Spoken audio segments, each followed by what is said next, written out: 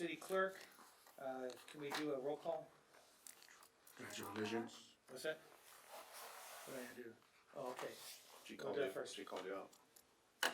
I will, we can do the pledge first. Wait a minute, she was taking roll call and she started with you. Oh, okay, well, we got this guy again, I'm getting in both ears here. Let's start over again, rewind. We'll call a meeting to order, we'll do the pledge of allegiance, okay? All right. Why don't you do the pledge? Okay, thank you. Please place your right hand over your heart and repeat after me. I pledge allegiance to the flag of the United States of America and to the republic for which it stands, one nation, under God, indivisible, with liberty and justice for all. Let's have a moment of silence for our troops and for people in difficult times right now. Thank you. So I apologize, City Clerk. So roll call, Mayor Hoffbauer. Here. Mayor Pro Tem Loa. Here. Councilmember Bettencourt. Here. Councilmember Korea. Here. Councilmember Bishop. Here. We have a quorum. Motion to excuse Laura? Second. A motion second, anybody opposed? So ordered. Waiver of full reading of resolutions and the ordinances. So moved. I have a motion, anybody second it? Yes, second. Mr. Lowe, motion second, all in favor? Aye. Anybody opposed? So ordered. Public comments and consent calendar, new business presentations. So, how much have you got? I believe I have 4. Okay, we'll go with that first. Do you have any public comment cards? None. Okay. Okay, the first one, and I'm not gonna give, last names, I'll just give first names. Marcia, she has a comment. I urge approval of item 6.1, the replastering of the lazy river. I thank staff for pursuing a bid that will allow the water park to be ready when this medical emergency has passed. Okay. Second one, from Felix from Salva, asking, the organization inquired today about the ordinance you mentioned below. They're asking what they need to do to ensure it gets presented to council, and it was the ordinance on restricting residents from getting evicted. Right, I know That we've been other doing some communities research. are doing. Yeah, I know we're doing some research on that right now, so I think we'll see that, anybody have an objection to, directing the city manager and the city attorney to look into that and to bring back possible resolution to the eviction issue so that it's properly balanced so that people aren't taking advantage of it at the same time? I don't have an objection. No objection, but included in that research by the city attorney, they should see what the preemption issues are as far as the state of Yeah, California that is could be a concerned. state preemption, you're correct. Yes. And the county of Los Angeles, and the Los Angeles Superior Court. Okay, so, okay, Okay. you good? Okay. Alright, the next one did not submit a name, but the agenda item is 8.2, 5G implementation. San Francisco, Santa Clara, and a couple other counties ordered families to stay home. If Palmdale orders families to stay home, how will you know what its medical staff reporting for duty? When will the people be able to shop for food supplies? Also, some people do not believe that coronavirus is something to be concerned with, but why is the public not being informed that doctors died due to this virus at age 29 even? Well, I'm trying to understand that, but what that has to do with the 5G. I read Okay. the form as completed. Yep. And Chris, we need the city to commit taking bold action and halting all displacement during the time of this pandemic. Residents throughout Palmdale, including homeowners and mobile home residents and renters, are being and will be financially impacted by this pandemic for months to come. What is the city doing to ensure that residents will not lose their home and or be evicted for falling short during these times? Yeah, we're looking into it, good, okay. Okay. There are the questions, but I just want to thank the public. I understand during this emergency that it is tough but they were responsive to the ability. I had received text messages. That was a text message from Chris, and the other three filled out the forms or sent emails. So thank you to the public for during this emergency, understanding that we care for them, and so these changes were made because of that. Very good. And then you have two members of the public, Mayor. I don't know if they're here to speak or just. Were you here to speak on a agenda item? Either of you? I'm the owner for a water store and I'm concerned if they're gonna close. Well, I'm the owner for the water then, store. you have to do it up here. The microphone. So if you're either gonna send it in, or we're gonna make you do the whole Monty here, you know? Okay. Okay, And so the we one- need, so, Oh, sorry. we need your name, or whatever name you wanna use, so we got it for the record, and then you have a maximum of 3 minutes, okay? Okay. Thanks. So my name is Albina, and I'm concerned because my mom is the owner for the store. It's a water store place. So we wanna know you guys gonna shut down the store, or they're gonna close her, or gonna leave it open for the customers. Right, so I've been on about 30 conferences the last couple of days between myself, the city manager, and several members of the staff. Right now, it only applies to closures, only apply to like sit-down restaurants. So these are situations where you're sitting there in close proximity to somebody for an extended period of time. They're not closing at this time, the retail facilities and things of that nature. That's why they're allowing takeout food orders, because you go in, you pick it up, and you leave. You're not congregating. And that seems to be the key, is time, distance, and shielding. So if you're not anywhere around somebody, you're shielded. The less time you're around them, the distance you have from them, so that's why we're saying stay separated, and how long you're there. So that's the information we've got. I talked with the infectious disease specialist today. He said that probably played into why stores aren't closed, because you have to continue to buy your stuff, right? So some stores are choosing to close, but that's the information we have right now. So I think, you're over by Albertsons, aren't you? Me? Yeah. No. Isn't your store by Albertsons? No, okay. There's one over there, but Yeah. I know all the stores have been busy. Have you guys been busy? Yeah. Yeah. Yeah. Yeah, so that wouldn't apply to your Yeah, well, business. at this time, it's the You're health fine. department's call, and we'll support what the experts are telling us.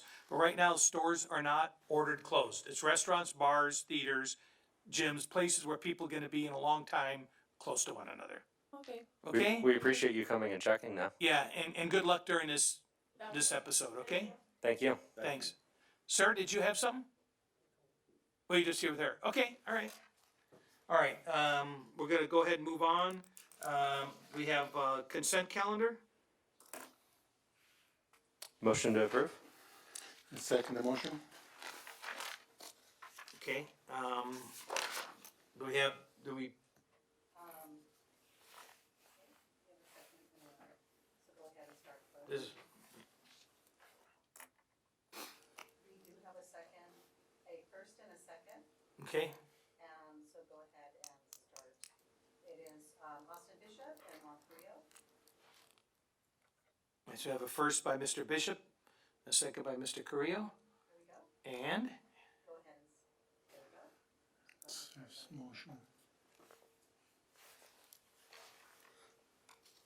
okay, it carries 4-0 with Councilmember Betancourt absent. Okay, so that takes care of the consent calendar, which included the pool plaster, the laser. New business, item number 7. Adopt resolution number CC 2020-048. Resolution of the City Council of the City of Palmdale ratifying the Director of Emergency Services proclamation of a local emergency resulting from the coronavirus disease 2019 COVID-19. City Attorney? This is gonna be presented by Drew Plesher. Thank you, Mr. Mayor. In short, on March 11th, well, I'll start at the beginning. As everyone knows, December 2019, the coronavirus disease 2019, also called COVID-19, was first detected in the Wuhan city of the Hubei province in China. Since that time, it has spread globally to 122 countries. affecting more than 126,000 individuals, resulting in more than 4,614 deaths. Those numbers, of course, are from last week. Those numbers are certainly changing by the day. Symptoms of the disease include fever, cough, and shortness of breath, and infected individuals have experienced a range of outcomes from mild sickness to severe illness and death. I think we've been beat to death with those comments, so. Good enough. Basically, as of March 11th, 2020, the City Director of Emergency Services proclaimed the existence of a local emergency within the City of Palmdale pursuant to California Government Code Section 8630 and Palmdale Municipal Code Section 2.28-060. I also placed that proclamation up on the dais there for your review should you want to look at it, and for any members of the public, I do have copies in the back available for viewing. Emergency proclamations issued by the Director of Emergency Services are valid for only 7 days and thereafter must be reviewed and ratified by the City Council. That is what the resolution before you would do. Resolution number CC 2020-048 would ratify the Director of Emergency Services proclamation and would also authorize the Director of Emergency Services to continue to take the appropriate measures to protect the public health, safety, and welfare and obtain emergency aid from other agencies. The local emergency will continue at that point until terminated by City Council. The City Council's ratification of the local emergency is valid for 60 days unless extended by further City Council action. And just periodically from time to time during that 60 days, legally we'll have to bring it back before you just to give you a continuous update so that you can make the final judgment call as to whether a termination of emergency services is needed. And that concludes the presentation. Available for any questions that you have. Any questions from the council or a motion? How much authority does this give the city to close down businesses and do some of the other things that we've seen are going on around the state here in the United States? I mean, how much authority is actually provided by this resolution? Really, and I actually will let Noel jump in there for an answer. It's actually a fair amount of authority. Upon the proclamation of a local emergency, the city council will have pretty broad powers to impose a Control the emergency, curfew or sequester people in a certain area, or make recommendations on other things to protect the public health, safety, and welfare. Some of the more drastic measures would require additional findings and additional noticing by the city, but there's pretty broad power. And who exercises that power in the city? The majority of the power is held with the Director of Emergency Services, which is the city manager, and there's a sequence of people if he's not unavailable. I would say that the majority of those issues are there. When we're talking about quarantines or curfews or whatever, that's going to have to come back to the city council. So some of the more dramatic of these events just don't happen, because somebody thought it was a good idea. It was, Correct. Okay, all right. I think for the most part, we're looking at the direction from the experts at coming down from CDC, coming over to state public health, and from county public health. We don't have a public health department, so we rely on the expertise and the authority of the LA County Public Health Department. So I think that that's really the key to, if they sit here and they say, this is what you should do, and this is where I think where the confusion has been coming in. We've had a whole lot of shoulds and urges, and it would be a good ideas, and there's only been a handful of shalls coming down from the state. I think that's gotten dialed in a little more in the last 48 hours, especially from, I have to hand it to LA County Public Health. They made it pretty clear what they want to see happen out there. So So a lot of the power is gonna lie with the city manager.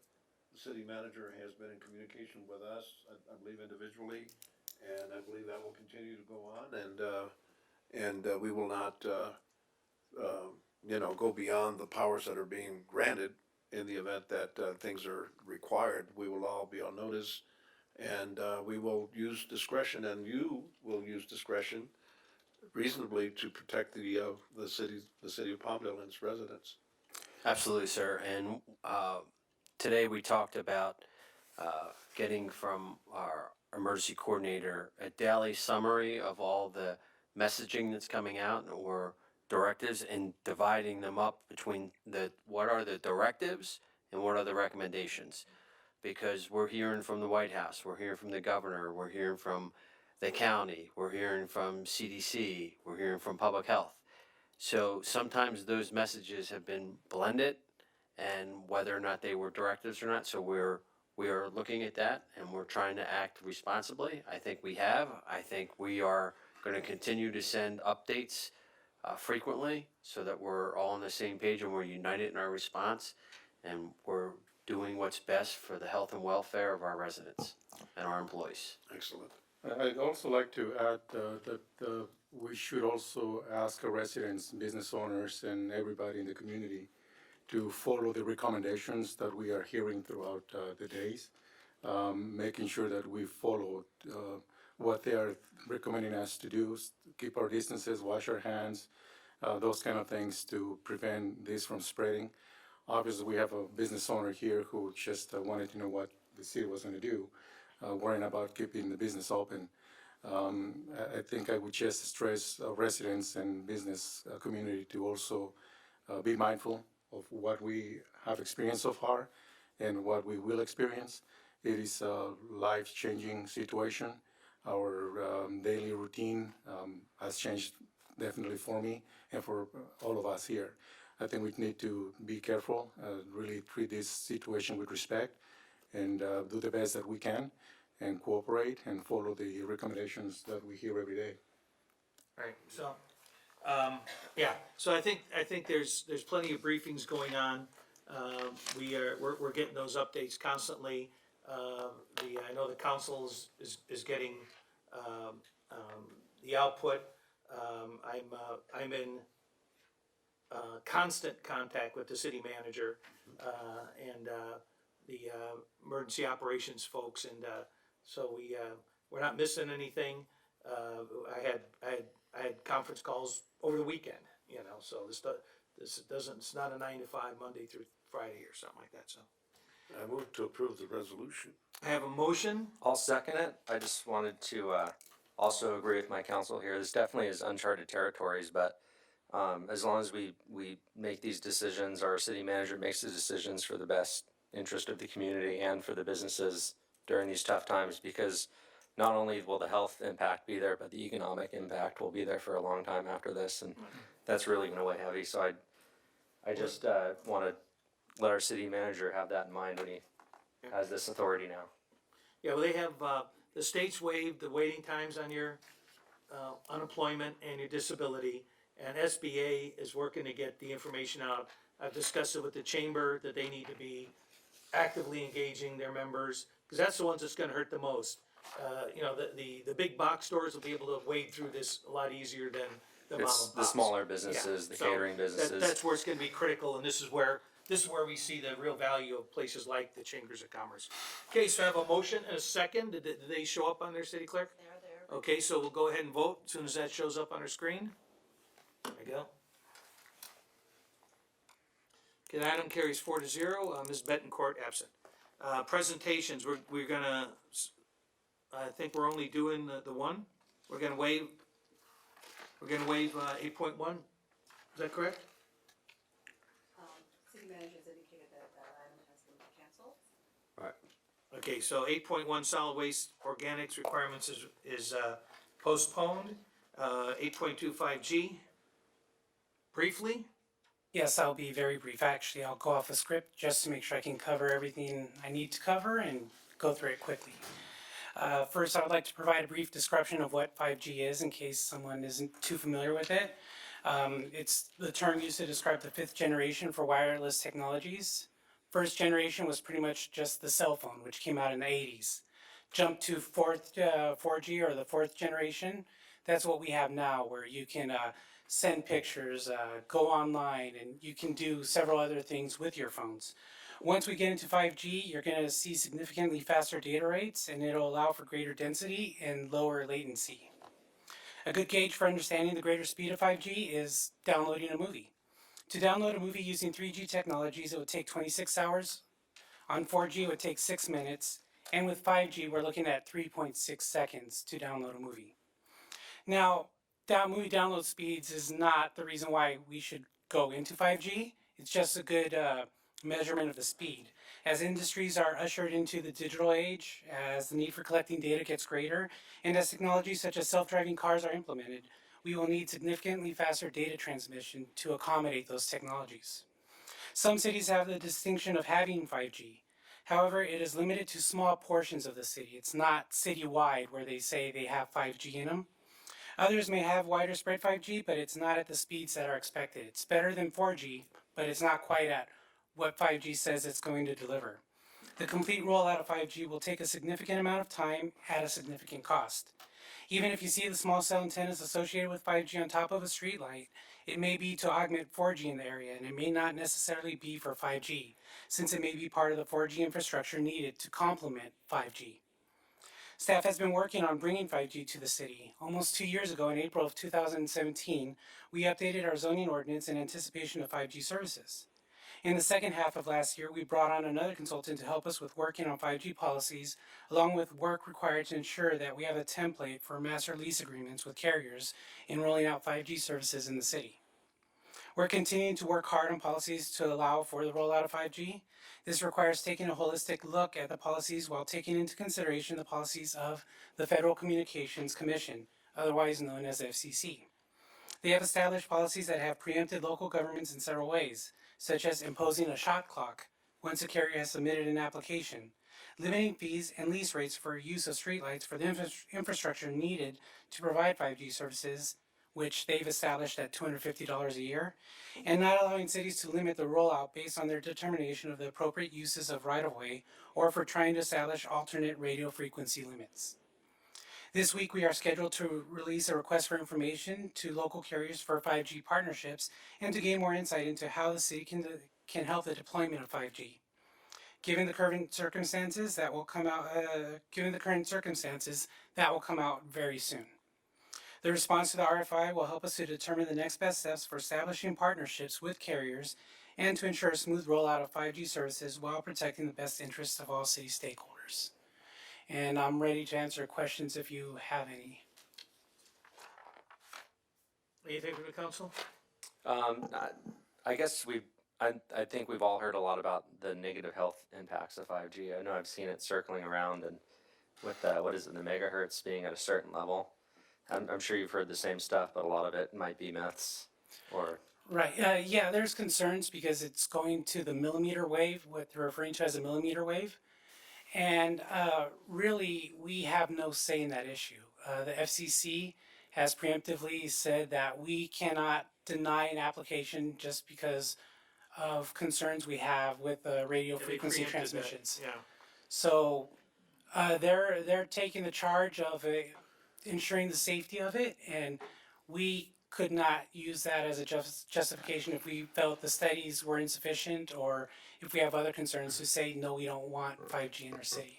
But a lot of those things were debunked. Yeah, There I are think some that's- concerns, but most of them, That's kind of the direction I was going with it, because I know I've received numerous emails on my end about people being concerned with it, and I wanted to address that Everybody- tonight. That's, everybody wants fast internet and fast phones, but nobody wants a tower in their neighborhood, but I think there was a country song to say, everybody wants to go to heaven, but nobody wants to die. So it's the same.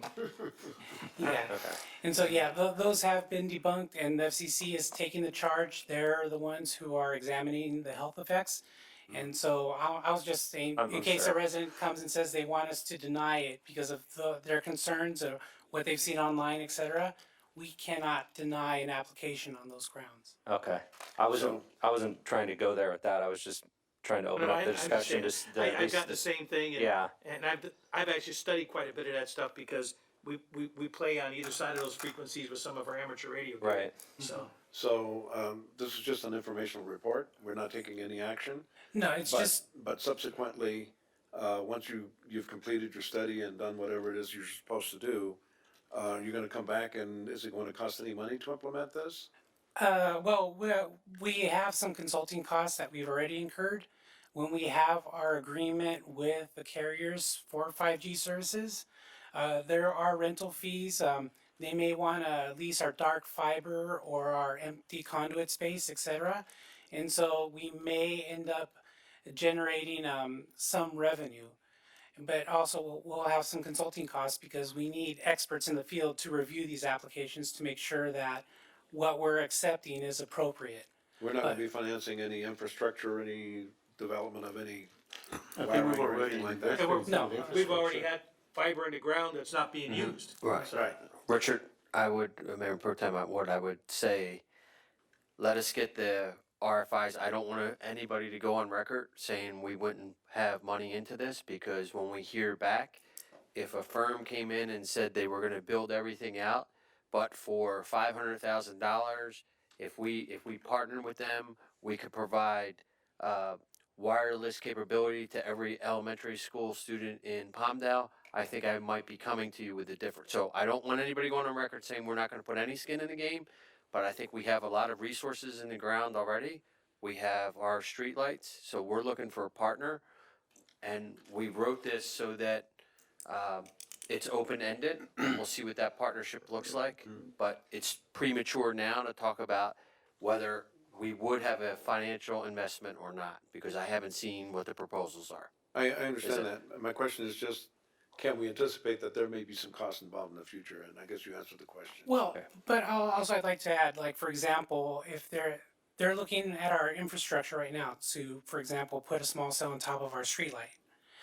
So we wouldn't pay for them to put that small cell on our streetlight, and if our streetlight couldn't accommodate that small cell and they'd have to replace the entire pole, it would be at their cost. It wouldn't be that we would say, okay, well, we're gonna replace the pole for you so you can use it. So if that's what you meant in terms of the No, infrastructure. I just meant in general, whether we can anticipate in the future, and it sounds like there may be some costs involved, but there's a lot of unknowns right now, which you and city manager are addressing. But at some point in the future, there may be something that will be presented to the council for approval that will involve spending money. And I'm not against it, I'm all for, technology and everything, but just wondering, what's gonna be presented to us subsequently. Right. In terms of cost. I would ask that the council look at the ways that we can participate in creating the policy in that partnership. I like what you stated, Mr. City Manager, having the discussion about providing the internet to the schools.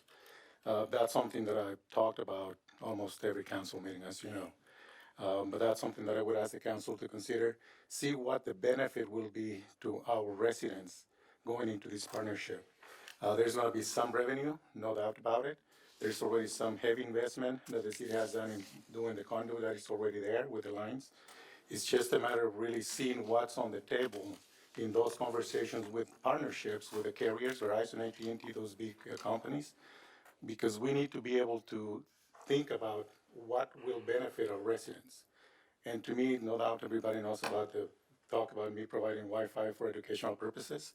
That's something that I would ask the council to consider giving direction to make sure that that discussion takes place during these partnerships conversations. I think it's all wide open, and Yeah. I know that the city manager understands that we have a concern about that. But at one point, we thought nobody was getting internet.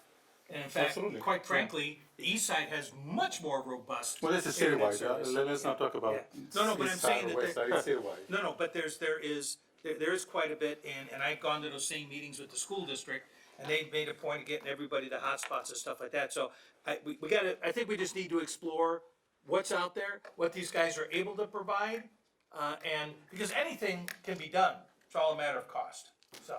But again, I just want to emphasize that it's the benefit to our residents. Yeah, That well- should be part of the conversation. And I'm engaging all the superintendents on, I have regular conversations with them, and I've included them even in this emergency management, dialogue. Right. So I will, once we hear back from the consultants, my desire is to have them at the table and having that conversation. Okay, thank you. Good report. Good. Thank you. Thanks. All right, city attorney?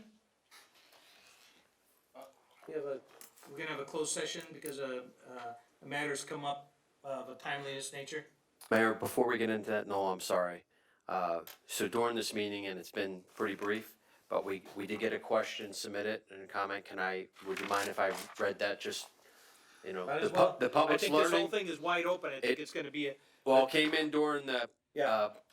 the question, period, the comment period, so at 7:20, this Sherry question probably wrote, took longer than. right. than Will, they- than- will more stores adopt the hour a day for seniors with disabilities and their caregivers? And I will tell you, I saw, there were some stores that have put that out. I think Vallarta this Right. morning put that out.